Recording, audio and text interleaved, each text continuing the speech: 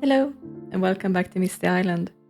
In the last episode, Krudius finally figured out the root of the curse that's on the people on the island, figured out that it had to do with their fears, and that was what had turned Roger into a skeleton and Eugene into an old man who had lost his memory. And he actually successfully managed to lift the curse on both of them. So both Roger and Eugene are back here. Eugene is back to his old self, and his name is in the correct order now as well. He's Eugene Whitdane. So the three of them have walked the way back from the docks to this house because, of course, they wanted to see what they can do about Eugene's family, the Whitdanes. And first up is, of course, Eugene's wife, Norma, the invisible woman. So, of course, he's gonna start by, calling out her name as soon as he walks up to the house. And he's gonna hurry into the house to see if he can find her. We have the cats here as well. But Eugene is looking first for his wife, calling out her name as he goes through the house. He can't see her, but of course, Norma, who's out here in the garden, having harvested a bunch of stuff and taking care of the remaining plants here, hears his calls and hurries to rush into the house to be reunited with her husband. So the three of them are trying to find her, see what they can do. Of course, Krudius knows that she tends to just show up all of a sudden when he's not expecting it. And of course, they can see that the door is opening. And even though Eugene can't see her, he can feel his wife's warm embrace as she reunited with him. She can't communicate, of course, but she can certainly give him a warm hug. And he can feel her presence and is, relieved. And of course, he turns to Krudius and urges him to do what he can to make her visible again. And of course, Krudius tells him that, certainly, but I need to understand this correctly. So Roger mentioned that she likes being around people all the time. And could it be that she's afraid of being alone?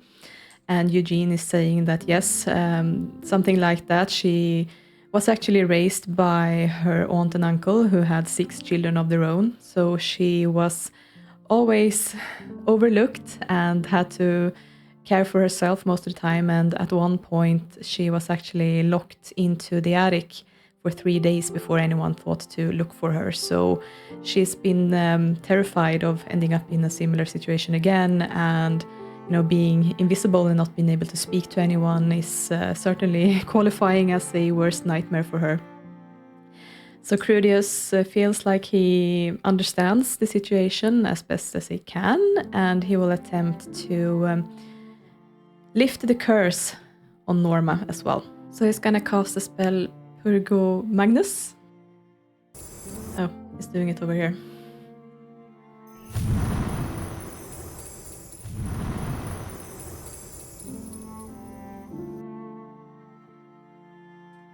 And Norma Whitdane is back to normal as well.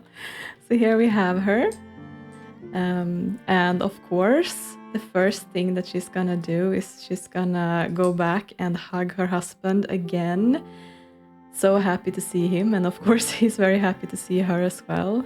The two lovers are reunited. And of course, Norma is also gonna go up to Krudius and give him a big warm hug. And again, he's not really feeling comfortable about this, but he sort of accepts it, that this is how normal individuals show affection and thankfulness, of course. So Norma feels like she has a lot to be grateful for. Krudius knows this, of course. But feeling so uncomfortable with this show of affection, of course, Krudius is going to be all business and is going to go back up to Eugene and ask him about the children, they're cats. Why? What's the story around that? Why would they be afraid of cats? And well, Eugene tells him about this really, really mean cat that was terrorizing them as children. Can you please come back and tell the story? Thank you. So there was this stray cat that was coming to their house, and it was very elusive. No one was able to catch it or stop it. It would just show up all of a sudden, and it would go for the children and attack them. And of course, the children were all terrified of it after that point. So they all have this fear of cats ever since then due to that really, really mean little creature. So Krudius understands the concept, and he knows, of course, that there's supposed to be a teenage boy and 2 younger girls. So he needs to find the cats first of all. So he's gonna walk around the house and see where he can find one.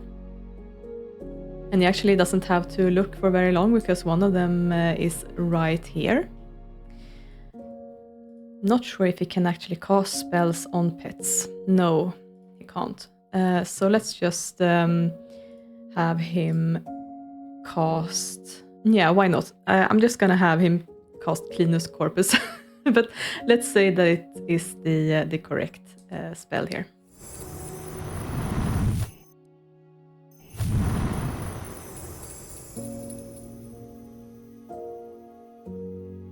And so we have Fred with us as well. Here's the son of the family. And of course, he's going to be thrilled to be reunited with his parents as well. So he's going to go ahead and hug his mother warmly as well. Was a bit of a weird hug there, but so he's very happy to be reunited here.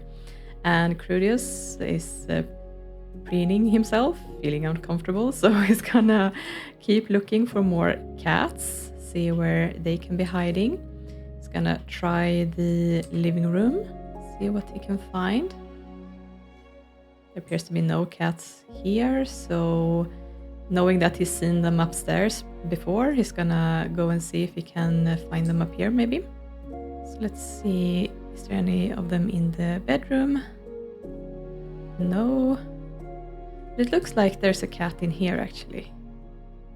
So it's little Mildred, so I'm gonna see if I can get her out of the bed.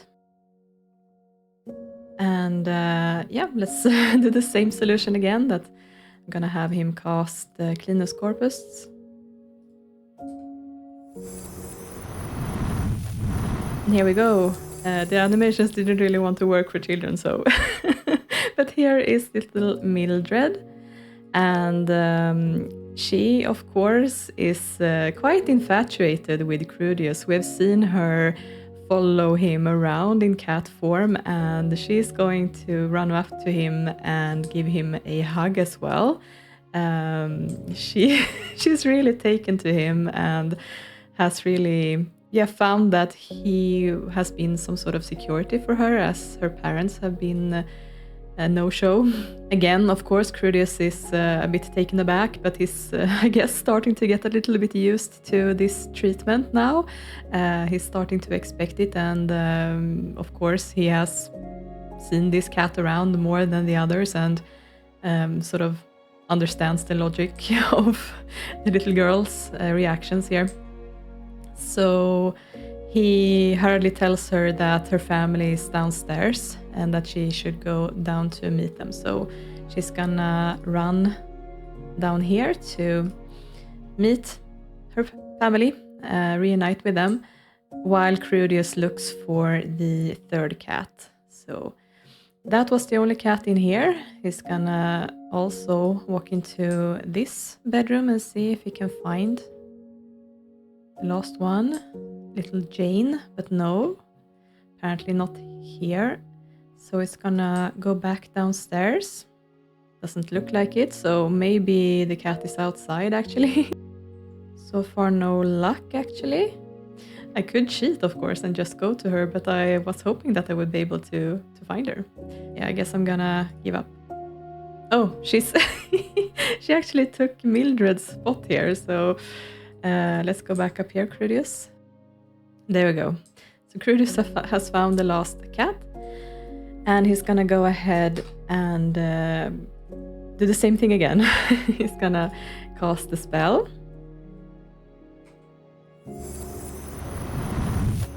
And here we have the third child, the middle child, Jane. So she has only just recently made it back to the house, and she hasn't interacted, I think, at all with Krudius. So I'm sure that she would be more terrified than her sister. So he's just gonna tell her that he's broken the curse, he's a warlock, and that she can find her family downstairs waiting for her. So Jane is actually gonna hurry downstairs as well to reunite with her parents. And Krudius is feeling, I guess, accomplished. He's successfully reunited the family, broken the curses. They are back to normal, and of course he's feeling very drained, but also he can sense that this is a step in the right direction to resolve the issues. But Krudius being Krudius, he also feels a little bit like a third wheel at this point. And he decides that he should leave the family be. They have some quality time to spend together now that they're reunited, and he doesn't want to butt into that. And he also doesn't feel really comfortable about being around them when they're so emotional like that. So he's actually gonna try to slip out, head towards the Crestgloom house to see what he can do about that little girl, if he can find her maybe, and figure out the curse that's on her as well. Maybe he can get somewhere if he manages that. But before he can leave the lot, we have Roger running up to him and stopping him from from leaving. Like, where are you going? Where do you think you're going without me? You're not trying to leave me here, are you? And Krudius is telling him that, I think I've done what I can do here.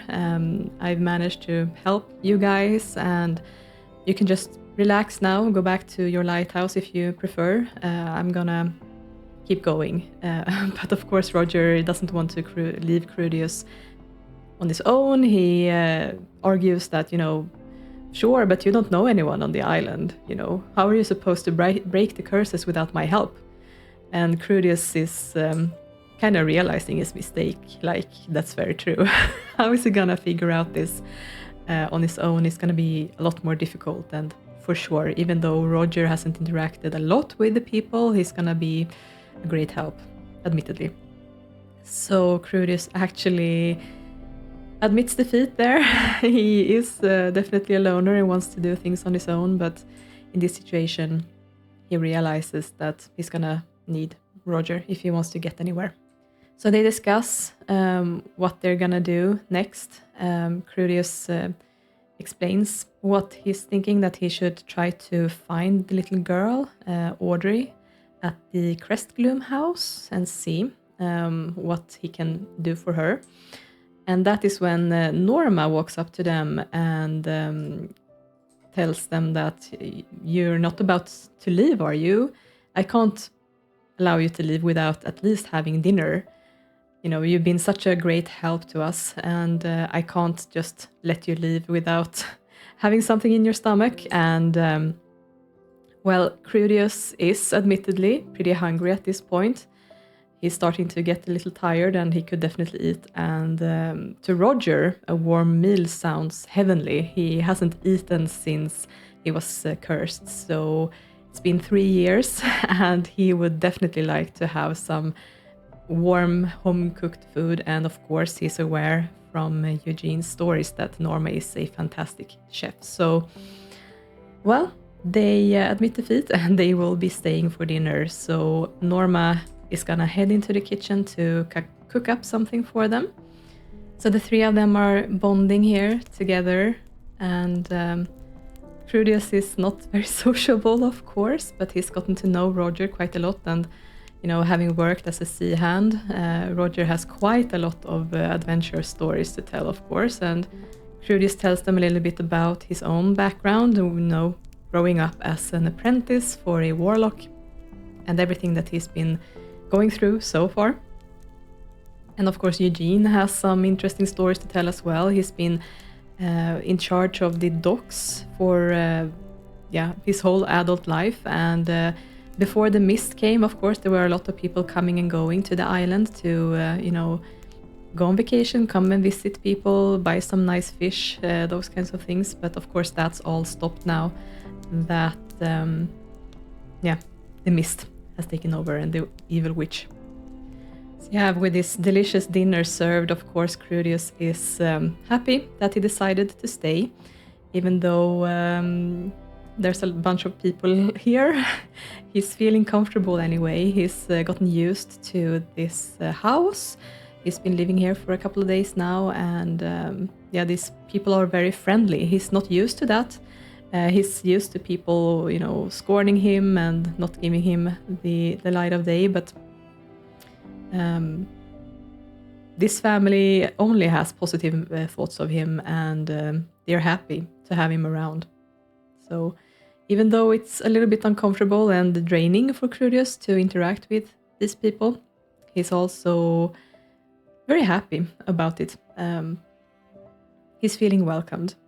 And of course, Roger is just throwing the food into his mouth. I bet the sensation of having something to actually eat and something that tastes good is,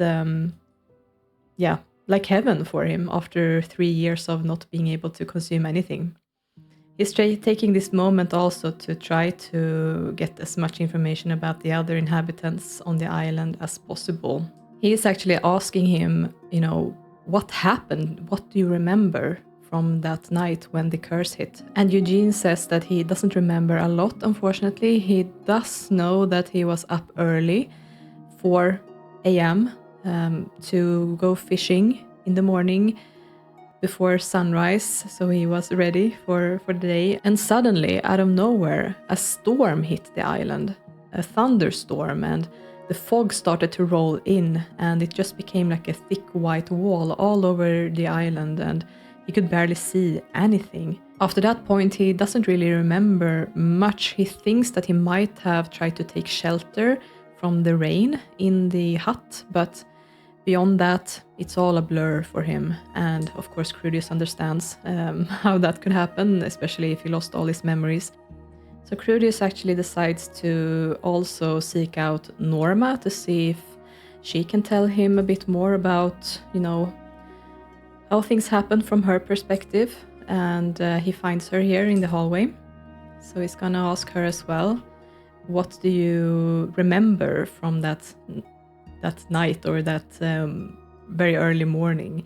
And she tells him that, it was a normal morning for her. There was a storm outside, but she's been a heavy sleeper all her life, so she didn't really wake up from it. She woke up around the same time that she normally wakes up, and she couldn't find her children, so she started to panic, like what if they had gone out into the storm and gotten lost or something. So she ran to the docks to try to find Eugene. But when she found him, of course, she found out that she couldn't communicate and he couldn't even see her. And shortly after that was when she realized that she had actually turned invisible, and something had happened to her husband, of course. Seeing him old and without his memories was a shocking experience for her and very hurtful as well. So she actually made it back to the house and just stayed here for days. She didn't know what else to do.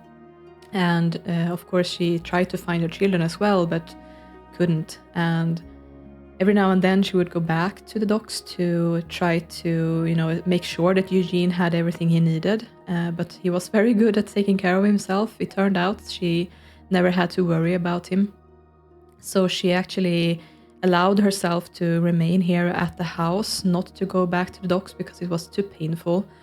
And it took her a long, long time, but eventually she realized that the cats that kept coming to the house and kept intruding were her children. She recognized their, actions and their features, and even though she couldn't really interact with them,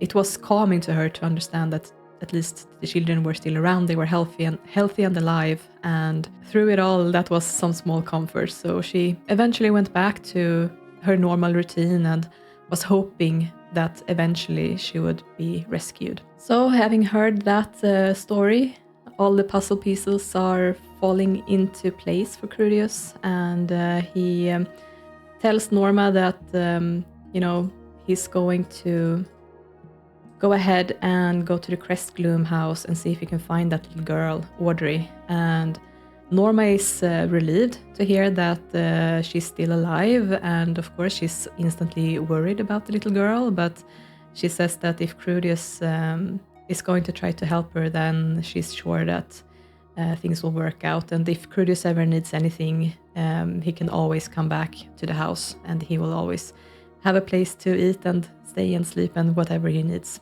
over here. And with that, Krudius calls out to Roger that they're leaving, and he's gonna walk to the edge of the lot here, and of course they're gonna walk over to the Crest Gloom house because Roger can't fly, of course. And this is where we're gonna leave Krudius for this time.